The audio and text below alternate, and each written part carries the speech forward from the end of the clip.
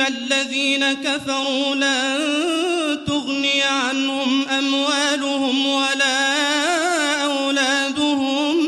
من الله شيئا وأولئك هم وقود النار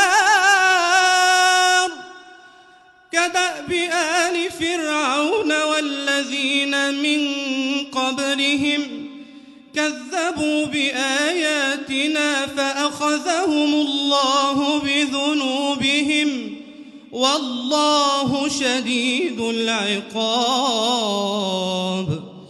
قل للذين كفروا ستغلبون وتحشرون إلى جهنم وبئس المهاد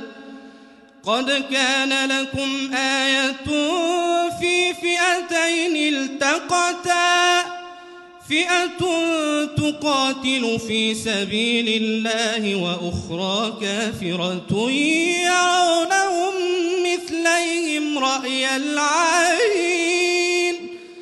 والله يؤيد بنصره من يشاء إن في ذلك لعبرة لأولي الأبصار.